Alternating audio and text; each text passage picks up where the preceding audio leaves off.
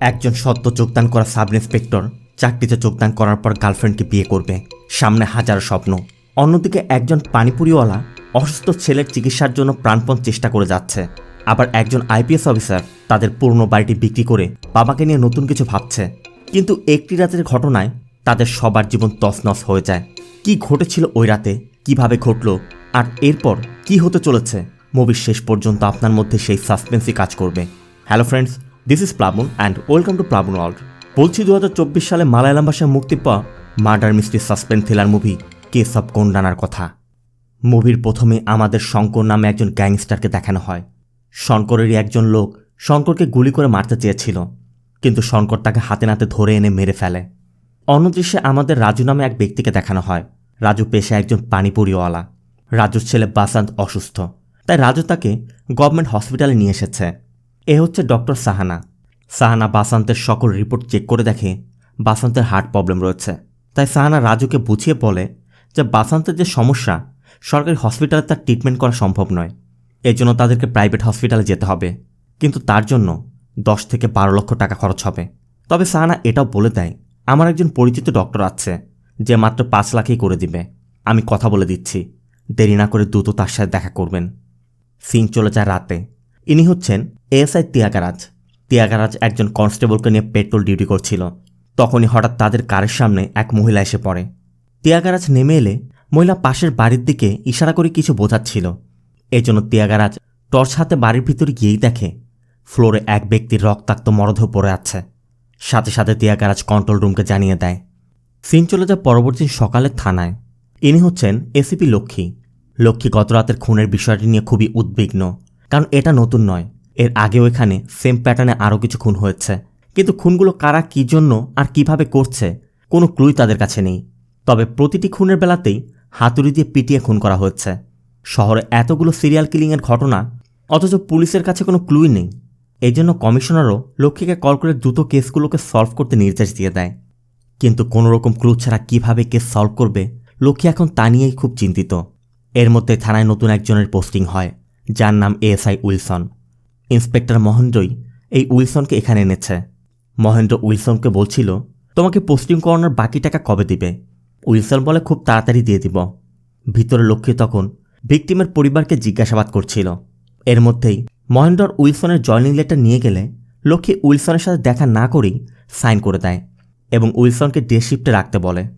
এদিকে শঙ্করের একজন লোককে পুলিশ গতরাতে অ্যারেস্ট করেছে বলে শঙ্কর তার গ্যাং নিয়ে থানার বাইরে এসে ঝামেলা করছে।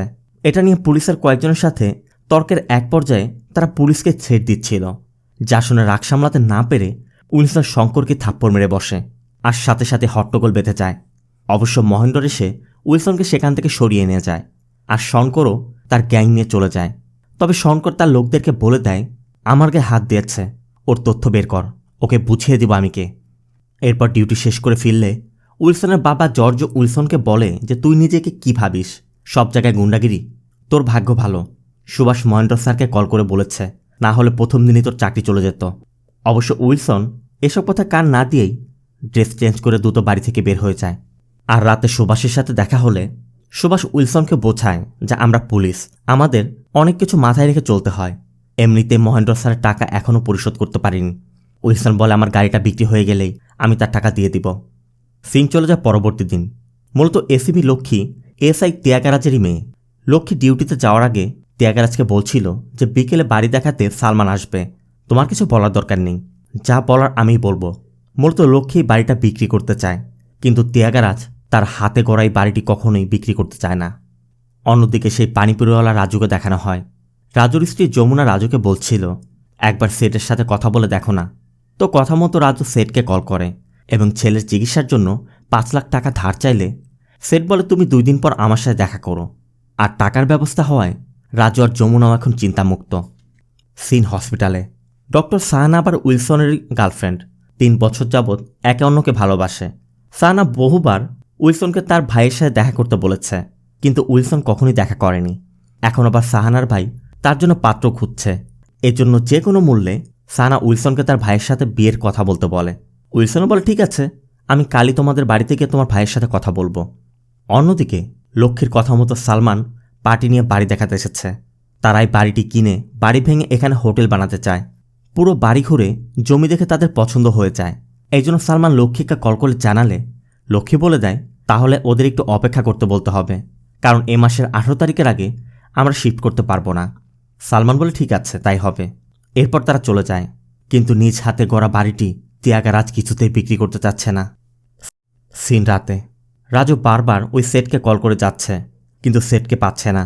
এখন সাধারণ একজন পানিপুরিওয়ালা ছেলের চিকিৎসার জন্য 5 লাখ টাকা কিভাবে জোগাড় করবে রাজু কিছুতেই বুঝতে পারছে না।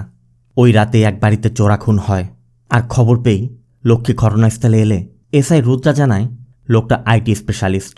স্বামী স্ত্রী দুজনই খুন হয়েছে। তাদের একমাত্র মেয়ে একটি কম্পিটিশনের জন্য বাইরে ছিল, বাড়ি ফিরে বাবা মাকে এই অবস্থায় দেখতে পেয়েছে। লক্ষ্মী জানালা দিয়ে তাকিয়ে দেখে মেয়েটা চিৎকার করে কান্না করছে। এর মধ্যে পাশের বাড়ির সিসিটিভি চেক করেও দেখা যায় মাস্ক পরিহিত এক ব্যক্তি বাড়ির পিছন দিয়ে পালিয়ে যাচ্ছে। তার মানে এটা কোনো গ্যাংয়ের কাজ নয়, এটা একা ব্যক্তির কাজ, যে কিনা হাতুড়ি দিয়ে পিটিয়ে খুনগুলো করছে। অন্যদিকে উইলসনকে দেখা যায় সানার বাড়িতে এসেছে। সানার ভাই বলে আমি বেশ কিছুদিন যাবৎ তোমার উপর নজর রাখছি, তুমি খুব ভালো ছেলে, কিন্তু আমি এই বিয়েতে সম্মতি দিতে পারছি না, কারণ সমাজ ধর্ম নিয়ে প্রশ্ন তুলবে। মূলত উইলসন খ্রিস্টান ধর্মের, এই জন্য সাহানার ভাই রাজি হচ্ছিল না। আর এটা দেখে উইলসন সেখান থেকে বেরিয়ে চলে যায়। তবে এর কিছুক্ষণ পর সাহানা উইলসনের সাথে দেখা করে এবং উইলসনকে আবারও বোঝানোর চেষ্টা করে যে ভাইয়া না চাইলে বিয়েটা সম্ভব না, তুমি আবার ভাইয়ের সাথে দেখা করো। তবে কথার মাঝেই শঙ্কর তার দলবল নিয়ে এখানে এসে হাজির। ওদেরকে দেখে সাহানা উইলসনকে নিয়ে চলেই যাচ্ছিল, কিন্তু শঙ্কর সাহানাকে নিয়ে বাজে কথা বলায় রাগ সামলাতে না পেরে উইলসন আবারও শঙ্কর আর তার দলবলকে বেদম মারধর করে সেখান থেকে তাড়িয়ে দেয়। সিন চলে যায় পরবর্তী দিন রাতে। রাজু কাজে যাচ্ছিল। যমুনা জানায় বাসন্তের শরীরটা আজ খুব খারাপ, ওষুধও শেষ, কিন্তু রাজুর কাছে ওষুধ আনার মতো অত টাকা নেই। তারপরও রাজু খালি প্যাকেটগুলো নিয়ে বেরিয়ে যায়। এদিকে মহেন্দ্রের টাকা শোধ করতে উইলসন সাহানার থেকে টাকা ধার নিচ্ছে। সাহানার কথা সব ধার দেনা শোধ করে দাও, নতুন করে সব কিছু শুরু করো। অন্যদিকে থিয়াগারাজ যেহেতু নাইট শিফটে যাবে সে রেডি হচ্ছিল, কিন্তু লক্ষ্মী এখনও সে বাচ্চা মেয়েটার কথা ভাবছে। থিয়াগারাজা বোঝায় এই চাকরিতে অনেক কিছুই ঘটে, সব মনে রাখলে চাকরি করা যায় না, আর এত কিছুর মধ্যে বাড়িটা বিক্রি করাটা কি খুবই জরুরি। লক্ষ্মীও বুঝতে পেরে বলে তুমি তো চাও না বাড়িটা বিক্রি করি, আমারও তো একটা ইচ্ছা আছে তাই না, তুমি তো আছো তোমার পুরনো স্মৃতি নিয়ে। থিয়াগারাজ বলে দেখ আমরা কোথায় থাকি তার উপর সুখ নির্ভর করে না, আমরা কিভাবে জীবনযাপন করি তার উপরই সুখ নির্ভর করে, আর স্মৃতি কী জিনিস তা তুই এখন বুঝবি না। তাদের কথার মাঝেই গ্যাস সিলিন্ডার চেঞ্জ করতে একটি ছেলে আসে। চেক করার সময় কথায় কথায় লোকটা বলছিল যে আপনাদের ডাইনিং টেবিলটা আগের জায়গাতে নেই কেন। থিয়াগারাজ ধমক দিয়ে বলে যা করতে এসেছিস তাই কর। তবে তার কথায় লক্ষ্মীর মাথায় একটি ক্লু আসে, তার মানে গ্যাস সিলিন্ডার চেঞ্জ করা লোকটা তাদের বাড়ি সম্পর্কে ভালো করে জানে। সাথে সাথে লক্ষ্মী থানায় যায় এবং মহেন্দারকেও বলে খুনি এমন একজন হবে যে ফ্রিকুয়েন্টলি বাড়িতে যাতায়াত করে, আর সে ঘরের সব কিছু সম্পর্কে ভালো করে জানে, যেটা গ্যাস সিলিন্ডারওয়ালাও হতে পারে।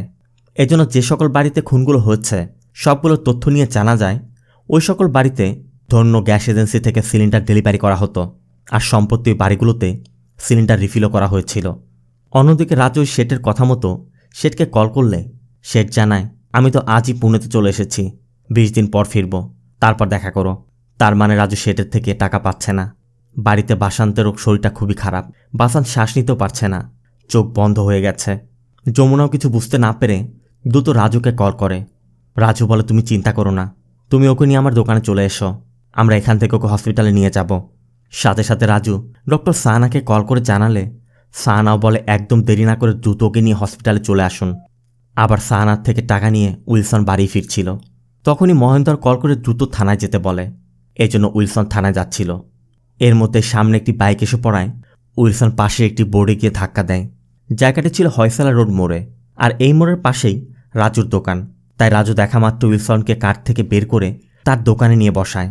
উইলসনের আঙ্গুল দিয়ে রক্ত পড়ছিল, যে জন্য রাজু মুছে দিতে চাইলে উইলসন বলে আমার কারের মধ্যে ব্যান্ডেজ আছে। এই জন্য রাজু ব্যান্ডেজ আনতে কারে চায়, কিন্তু কারের ড্যাশবোর্ড খুলতেই দেখে ভিতরে অনেকগুলো টাকা। এদিকে ছেলেকে বাঁচাতে তার টাকার দরকার, তাই অনেক ভেবেচিন্তে রাজু ওই টাকাগুলো নিয়ে প্রথমে তার ভ্যানে রেখে এরপর উইলসনের আঙ্গুলে ব্যান্ডেজ লাগিয়ে দেয়। এরপর উইলসন রাজুকে কিছু টাকা দিয়ে সেখান থেকে চলে যাচ্ছিল, কিন্তু যখনই সে গাড়িতে গিয়ে ব্যান্ডেজ রাখতে যাবে উইলসন লক্ষ্য করে সেখানে কোনো টাকা নেই। উইলসনের সন্দেহ হয় রাজুই হয়তো কাজটা করেছে। আবার রাজুকেও দেখা যায় দ্রুত দোকান গুছিয়ে ফেলছে। এটা দেখা মাত্র উইলসন কার ঘোরায়, আর তখন একটি মিরর ভেঙে যায়। উইলসন প্রথমে রাজুর কাছে টাকার কথা জানতে চায়, কিন্তু রাজু স্বীকার করছিল না দেখে উইলসন নিজেই চেক করে টাকাগুলো পেয়েও চায়। রাজু বলে, স্যার আমি নিরুপায়, আমার ছেলের চিকিৎসার জন্য টাকা লাগবে। উইলসনের কথা তার জন্য চুরি করবে? তারপর রাজু উইলসনের থেকে টাকা কেড়ে নিতে চাচ্ছিল। রাজুর কথা, স্যার আমার টাকা লাগবেই, আমার ছেলেকে আমার বাঁচাতে হবে। এরপর শুরু হয় দুজনের মধ্যে ধস্তাধস্তি। আর ধস্তাধস্তির এক পর্যায়ে এমন একটা ঘটনা ঘটে যায় যা উইলসন স্বপ্নেও ভাবেনি। উইলসন লক্ষ্য করে রাজু পড়ে আছে। মূলত উইলসনের ধাক্কায় রাজু পাথরের উপর আঘাত পেয়েছে। উইলসন রাজুকে জাগানোর চেষ্টা করে, তবে উইলসন রাজুর মাথার পিছে হাত দিয়ে দেখতে পায় প্রচুর রক্তক্ষরণ হয়েছে, আর রাজু সেখানেই মারা গেছে। উইলসন তো পুরোই হতভম্ব। এদিকে পুলিশের পেট্রোল গাড়ি থেকে সাইরেনের আওয়াজ আসছিল, এজন্য উইলসন সাথে সাথে রাজুকে ঢেকে ফেলে। আর তিয়াগারাজাও পানিপুরির ভ্যান দেখে নেমে আসে এবং উইলসনের কাছে জানতে চায়, এখানে তুমি কি করছো? উইলসন বলে, পানিপুরি খেতে দাঁড়িয়েছিলাম। সে পানি আনতে গিয়েছে। মূলত তিয়াগারাজ রাতে ডিউটি করে আর উইলসন সকালে, তাই তিয়াগা উইলসনকে এখনও চিনে না। তিয়াগারাজ উইলসনকে বলে যে ও ফিরলে বলবে দ্রুত দোকান বন্ধ করে এখান থেকে চলে যেতে। বলেই তিয়াগারাজরা চলে যায়, আর উইলসনের সাথে সাথেই চলে যাচ্ছিল। কিন্তু কিছু দূর যেতেই তিয়াগার মনে পড়ে ওখানে তো বালতি ভর্তি পানি ছিল, তাহলে উইলসন নিশ্চয়ই মিথ্যা বলছে। আবার উইলসনও এমনটা ভেবেই গাড়ি ঘুরিয়ে আবার সেখানে ফিরে আসে এবং রাজুর বডিটিকে কারের পিছে নিয়ে ওই পাথরের রক্ত পানি দিয়ে পরিষ্কার করে গাড়ির নম্বর প্লেট খুলে চলে যাচ্ছিল। এতক্ষণে তিয়াগারাজরা ফিরে এসে দেখে উইলসনের কারের নম্বর প্লেট খোলা, তাই তারা উইলসনকে পিছু করতে শুরু করে। এর মধ্যে যমুনা এসে দেখে রাজু নেই। যমুনা আশেপাশেও খুঁজে রাজুকে না পেয়ে ছেলেকে নিয়ে দ্রুত হসপিটালে চলে যায়। আবার এদিকে পুলিশ ধন্য গ্যাস এজেন্সিতে খোঁজ নিয়ে জানতে পারে যে সকল বাড়িতে খুন হয়েছে ওইসব বাড়িতে সেলভারাজ নামে একজন সিলিন্ডার ডেলিভারি দিতে যেত। এই জন্য পুলিশ সেলভার খোঁজ শুরু করে। অন্যদিকে তিয়াগারা উইলসনের পিছু করেই যাচ্ছে। তিয়াগা দেখে উইলসন একটি পেট্রোল পাম্প থেকে জার ভর্তি পেট্রোল নিচ্ছে। পেট্রোল নিয়ে উইলসন আবারও সামনে যেতে শুরু করে। এদিকে সেলভাকে ধরতে গেলে সেলভা পুলিশের হাত থেকে পালিয়ে যায়। এই জন্য পুরো এলাকাটি বন্ধ করে দেয়া হয়। রাস্তায় চেকপোস্ট বসিয়ে চেকিং শুরু হয়। উইলসন চলতে চলতে একটি চেকপোস্টের সামনে এসে পড়ে।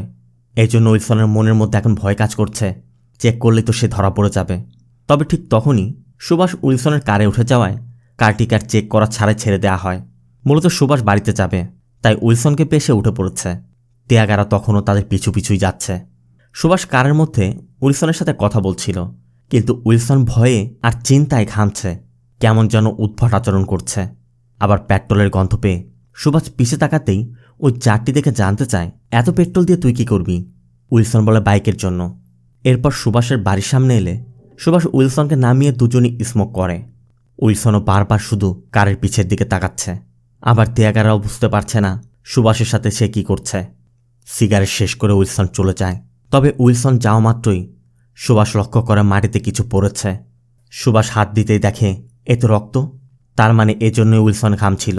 ড্রাইভ করার সময় বারবার হাত কাঁপছিল আর বারবার পিছে তাকাচ্ছিল। আবার এদিকে পুলিশ সেলভামকে একটি বাড়িতে ঘিরে রেখেছে। খবর পেয়ে লক্ষ্মীও এসেছে। সেলভাম মূলত শঙ্করের ছোট ভাই, তাই শঙ্কর লোকজন নিয়ে এদিকেই আসছে। আবার উইলসন একটি নির্জন স্থানে এসে রাজুর বডিটি বের করে টানতে টানতে মাঠের মধ্যে নিয়ে ওই পুরো বডিতে পেট্রোল ঢালছিল। আর তখনই সুভাষ এসে পড়ে এবং জানতে চায় সব কি হচ্ছে। এরপর উইলসন শুরু থেকে যা কিছু ঘটেছে সুভাষকে সব কিছু খুলে বলে। সুভাষ বলে, ঠিক আছে, এখন যা করতে হবে আমি করব। আবার তিয়াগারাজরাও দূর থেকে দাঁড়িয়ে সবই দেখছে, কিন্তু সেখানে এক্স্যাক্টলি কি হচ্ছে কিছুই বুঝতে পারছে না। তিয়াগা লক্ষ্মীকে কল করে, কিন্তু লক্ষ্মী তার ফোন কারে রেখে সেলভামের ওখানে গিয়েছে।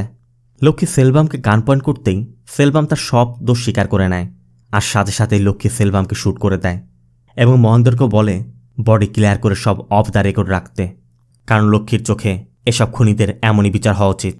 কথা মতো তাই করা হয়। আর এরপর শঙ্কর এসে দেখে মেঝেতে শুধু সেলভামের রক্ত ভরে আছে।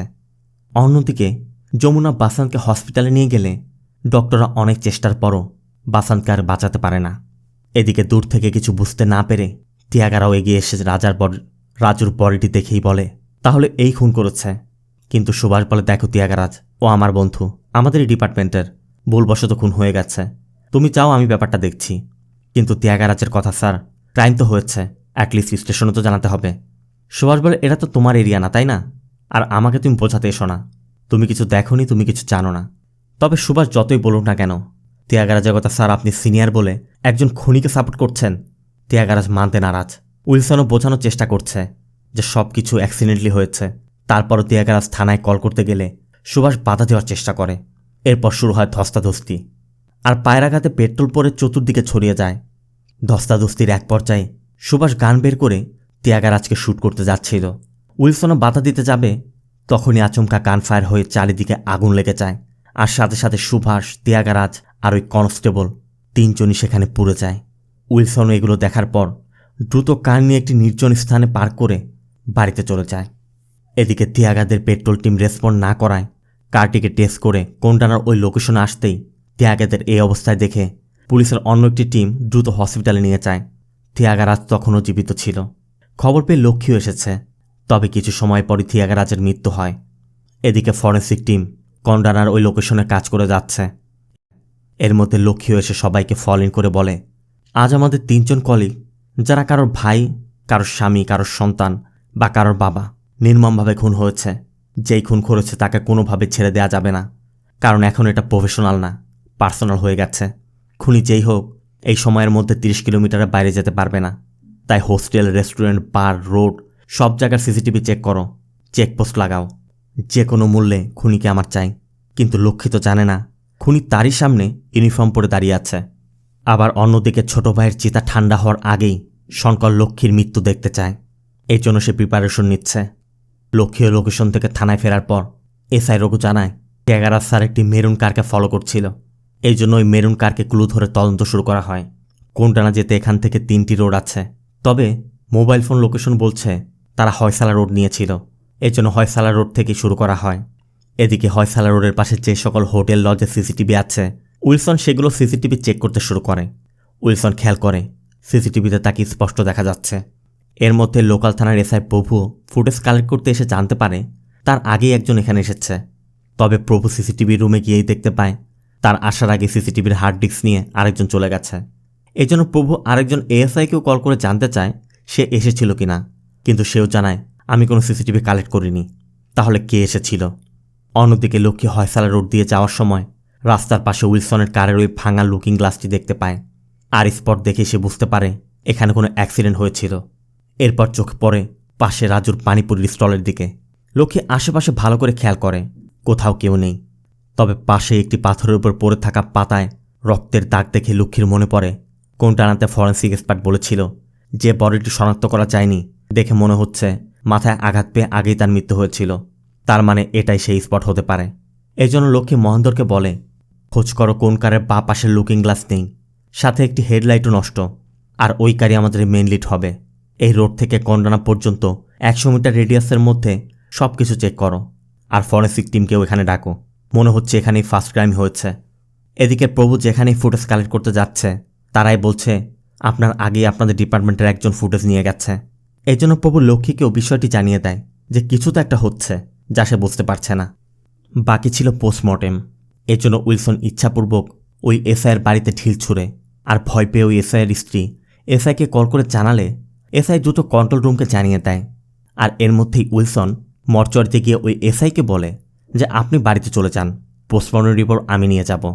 এই জন্য ওই এসআই দ্রুত বেরিয়ে যায়। আর উইলসনের ভিতরে গিয়ে দেখে বাইরে ডিউটিরত লোকটা কানে হেডফোন দিয়ে ভিডিও দেখছে।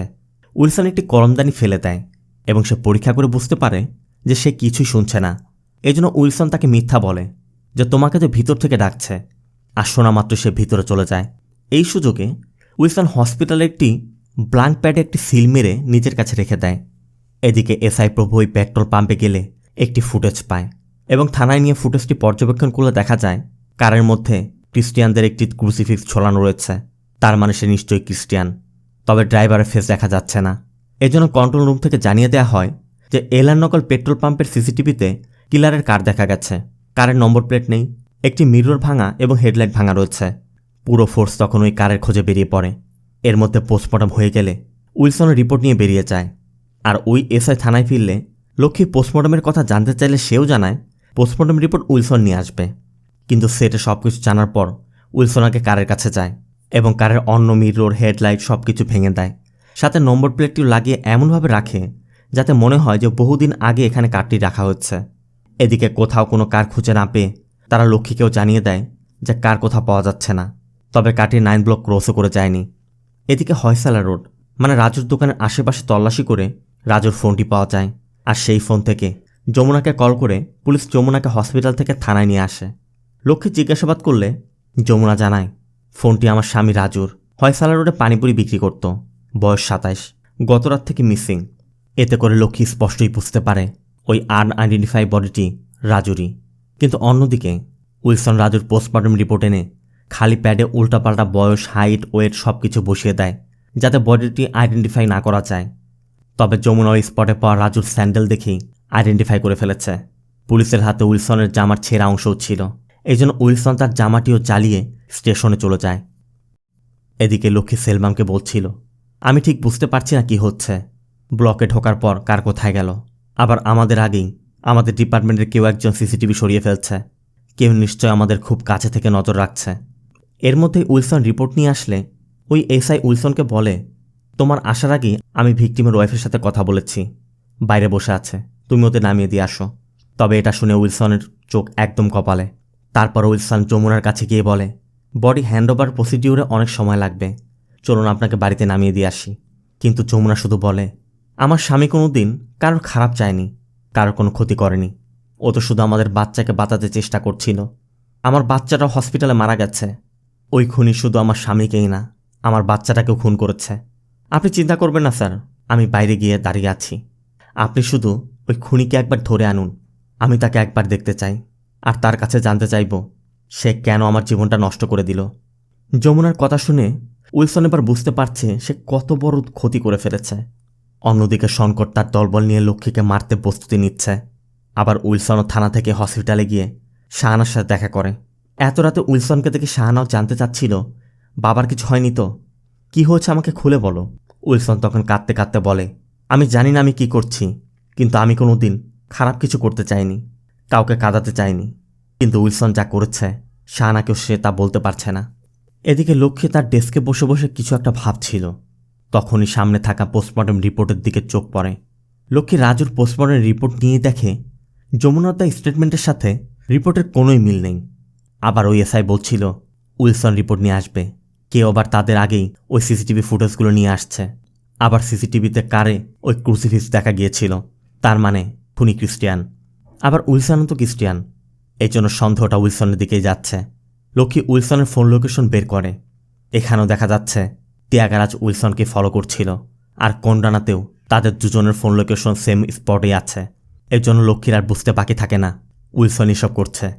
লক্ষ্মী মহেন্দ্রের কাছে জানতে চায় ও এখন কোথায়। মহেন্দ্র বলে, ম্যাডাম ও তো পেট্রোল ডিউটিতে থাকে, আমরা কি ওকে অ্যারেস্ট করব? লক্ষ্মী বলে, না, ওর নাম আমাদের পুলিশ রেকর্ড থেকে মুছে ফেলতে হবে। যেমন কষ্ট পেয়ে আমাদের লোকেরা মারা গেছে, ওকেও সেম কষ্ট দিয়ে মারতে হবে। ওকে সেই কন্ডানাতে নিয়ে যেতে হবে, আর সব অফ দি রেকর্ড হবে। এদিকে উইলসন তার বাবা জর্জকে সব কিছু খুলে বললে জর্জও কাঁদতে কাঁদতে বলছিল, সারেন্ডার করা ছাড়া কি আর কোনো পথ নেই, কারণ সারেন্ডার করলে উইলসনের সব কিছু শেষ হয়ে যাবে। এর মধ্যেই লক্ষ্মীর নির্দেশ মতো মহেন্দ্র উইলসনকে কল করে দ্রুত তার সাথে দেখা করতে বললে উইলসন মহেন্দ্রের সাথে দেখা করে, আর মহেন্দ্র উইলসনকে কন্ডানা সেই স্পটে নিয়ে যায়। লক্ষ্মী এবং বাকিরাও তখন সেখানে উইলসনের অপেক্ষাতে ছিল। আর উইলসন নামা মাত্রই লক্ষ্মী উইলসনকে মারতে শুরু করে, সাথে অন্যরাও যে যেমন পারছে মারছে। উইলসন বোঝানোর চেষ্টা করে সে ইচ্ছাপূর্বক কিছুই করেনি, সব কিছু অ্যাক্সিডেন্টলি হয়ে গেছে। কিন্তু কার কথা কে শোনে। এক পর্যায়ে উইলসন সেন্সলেস হয়ে পড়ে, আর তখনই শঙ্কর লোকজন নিয়ে লক্ষ্মীকে মারতে আসে। শুরু হয় দুই পক্ষের মধ্যে তুমুল ফাইট। শঙ্কররা যেহেতু পরিমাণে বেশি, তাই পুলিশ মার খাচ্ছিল। এক পর্যায়ে শঙ্কর লক্ষ্মীকে মারতে যায়, আর তখনই উইলসনের জ্ঞান ফিরে আসে।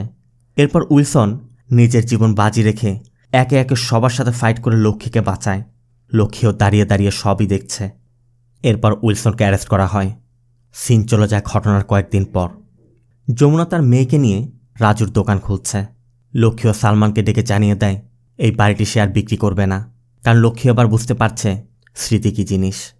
উইলসনকেও কোর্ট থেকে জেলে নেওয়া হচ্ছে। কোর্টের বাইরে জর্জ আর সাহানা অপলক দৃষ্টিতে উইলসনের দিকে তাকিয়ে আছে।